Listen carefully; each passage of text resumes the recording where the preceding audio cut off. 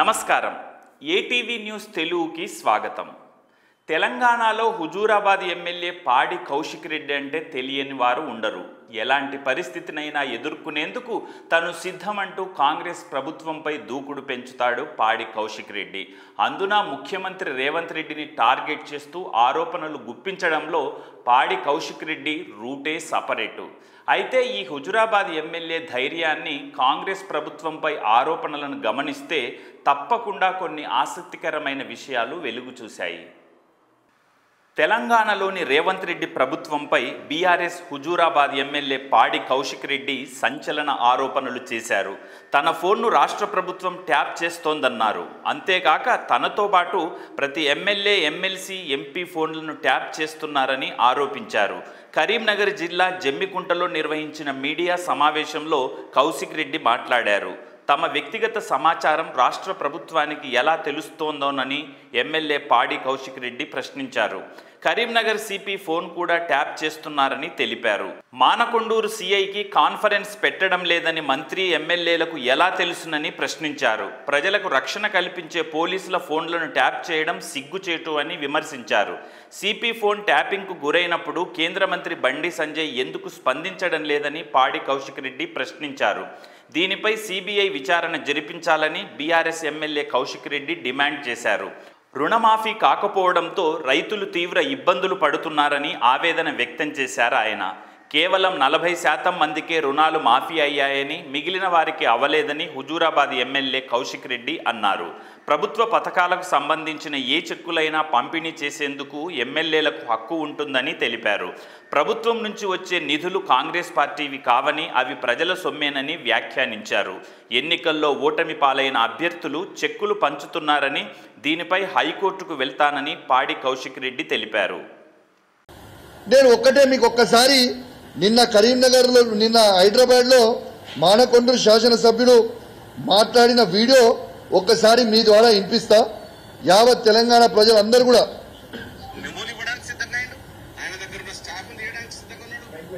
Conference కాల్లో మాట్లాడట్లేదు అంటే ఆయనకు మెమోలు ఇవ్వడానికి సిద్ధంగా అయ్యిండు. ఆయన దగ్గర ఉన్న స్టాఫ్ తీయడానికి సిద్ధంగా ఉన్నాడు.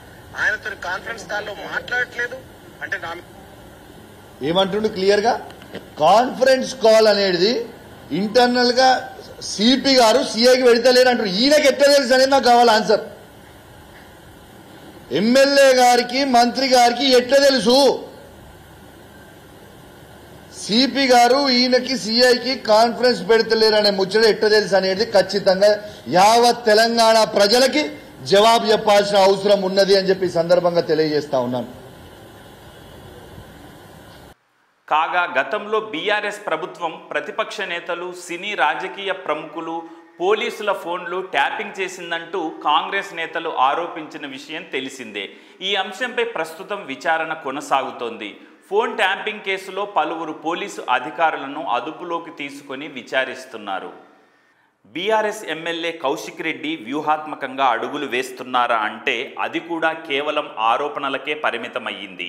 ఒకవేళ బీఆర్ఎస్ వ్యూహాత్మకంగా ఎత్తుకు పై ఎత్తు అనే విధంగా తమ ఎమ్మెల్యే కౌశిక్ రెడ్డి ద్వారా విమర్శలు చేయిస్తోందా అనే అనుమానాలు ప్రజలకు కలుగుతున్నాయి. ఆధారాలతో కూడిన ఆరోపణలకు విలువ ఉంటుంది. ఆధారాలు లేకుండా ఎన్ని ఆరోపణలు చేసినా ప్రభుత్వమే కాదు కదా, ప్రజలు కూడా ఎవ్వరూ నమ్మరు. ఎందుకంటే ప్రజాక్షేత్రంలో నిరాధార ఆరోపణలు నిలబడవు. పాడి కౌశిక్ రెడ్డి ఆరోపణల్లో నిజమెంత? అందరి దృష్టి తన వైపు మరల్చుకోవడానికి అలా చేస్తున్నారా?